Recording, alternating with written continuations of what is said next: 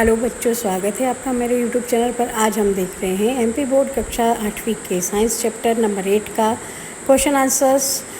आइए हम इसकी स्टडी करते हैं। इसे अच्छे से देखिए, लर्न करिए और राइट डाउन कीजिए आपकी कॉपी में। बच्चों, इसका पहला क्वेश्चन है, हम यह कैसे निश्चित करते हैं कि कोई वस्तु दूसरी वस्तु से अधिक तेज़ी से गतिशील है। तो दोनों ही वस्तुओं की जब हम चाल देखते हैं तब हमें यह पता लगता है कि भाई हम कौन सी चीज़ ज़्यादा तेज़ चल रही है। अब दूसरा क्वेश्चन देखिए, किसी भी वस्तु द्वारा एकांक समय में चली गई दूरी को क्या सूचित करती है। किसी वस्तु द्वारा एकांक समय में चली गई दूरी उसकी चाल कहलाती है ना। एक निश्चित समय में चली गई दूरी उसकी क्या कहलाएगी, चाल कहलाएगी।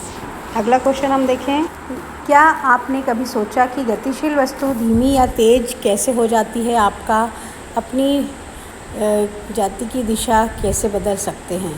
किसी वस्तु द्वारा एकांक समय में चली गई दूरी उसकी चाल कहलाती है और इसी के द्वारा हम उसकी गति का पता लगाते हैं। किसी फुटबॉल को गतिशील करने के लिए क्या करते हैं। फुटबॉल को आगे गतिशील करने के लिए हम किक मारते हैं। किक मारने से फुटबॉल पर बल लगता है और वह आगे की ओर लुढ़क जाती है या हवा में एक गोली उछल जाती है, यानी गोल रक्षक। बच्चों, आप सभी ने फुटबॉल देखा होगा। उसी में जो गोल रक्षक है या गोलकीपर होता है उसे हम गोली कहते हैं। किस प्रकार गेंद को रोकता है। तो गोल रक्षक गेंद पर बल लगाकर गेंद को गोल में आने से रोकता है। आपने देखा होगा ना कि एक नेट लगी होती है उछल करके, और जो गोलकीपर होता है वो उसे रोकता है बॉल को। तो आप इस तरह से ये क्वेश्चन को आप समझिए कि गोली का मतलब क्या है। बंदूक की गोली नहीं है, ये गोलकीपर को गोल रक्षक कहा जाता है। बच्चों, अगला क्वेश्चन है क्वेश्चन नंबर 5, गतिशील गेंद को और अधिक तेज़ी से चलाने के लिए आप क्या करते हैं। तो गतिशील गेंद को हम और अधिक तेज़ी से चलाने के लिए गेंद को और अधिक बल से धकेलते हैं जिससे कि वो तेज़ी से आगे बढ़ती है। क्षेत्र रक्षक बल्लेबाज द्वारा हिट की गई गेंद को कैसे रोकते हैं। क्षेत्र रक्षक बल्लेबाज द्वारा हिट की गई गेंद को बल लगाकर रोकने का प्रयास करते हैं।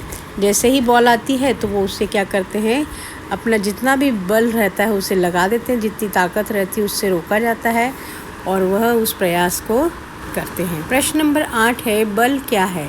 कार्य करने के लिए धक्का या खिंचाव लगाया जाता है जिसे हम बल कहते हैं। क्वेश्चन नंबर 9, जिन वस्तुओं पर यह लगाया जाता है उन पर यह क्या प्रभाव डालता है। तो जिन वस्तुओं पर बल लगाया जाता है उससे वस्तु की गतिशील हो जाती है और अपनी ओर खींच सकते हैं। गतिशील वस्तु रुक सकती है, अपनी ओर खींच सकती है। गतिशील वस्तु रुक सकती है, उछल सकती है, अपनी दिशा की ओर परिवर्तन कर सकती है आदि। इस तरह से प्रभाव पड़ते हैं। वस्तुओं पर बल कब लगता है। किसी वस्तु पर बल उस समय लगता है जब हम वस्तु को धक्का देते हैं या खींचते हैं, उस पर प्रहार करते हैं, उसको उछालते हैं, उसमें ठोकर मारते हैं आदि। जब भी हम क्रियाएं करते हैं तब वस्तु पर बल लगता है। बच्चों, अगला क्वेश्चन है, क्या दाब तथा बल में कोई संबंध है। हाँ, दाब और बल में एकांक क्षेत्रफल पर लगने वाले बल को हम दाब कहते हैं। प्रश्न, सब्जियों को किसी कुंठित तथा तीखे चाकू से काटने का प्रयास कीजिए, किसमें आसानी होगी।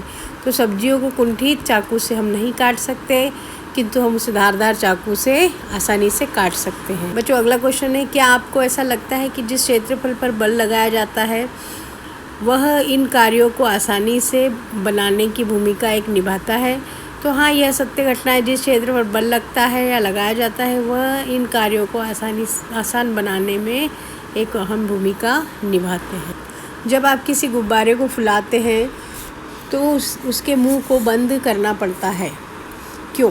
उसके मुंह को इसलिए बंद करना पड़ता है जिससे कि गैस बाहर ना निकले। यदि किसी फुलाए गए गुब्बारे के मुंह को खोल देते हैं तो क्या होता है। बच्चों, आप सभी जानते हैं कि क्या होता है। यदि किसी गुब्बारे को हम खोल देते हैं उसका मुंह, तो क्या होता है, सारी गैस तेज़ी से बाहर निकल जाती है जिससे गुब्बारे के मुंह पर हाथ रखकर अनुभव किया जा सकता है। आप देखेंगे कि जब भी उस पर हम गुब्बारे के छेद पर हाथ रखेंगे या उंगली रखेंगे तो एकदम गैस जब ज़ोर से तेज़ी से निकलती है तो पर ऐसी इस टाइप की आवाज़ हमें सुनाई देती हैं। तो बच्चों ये थे हमारे क्वेश्चन आंसर्स, इन्हें आप अच्छे से लिखिए, याद कीजिए और मिलते हैं नेक्स्ट वीडियो में। Thank you for watching. कोई भी आपकी क्यूरी है तो आप मुझे ज़रूर कांटेक्ट करें। Thank you.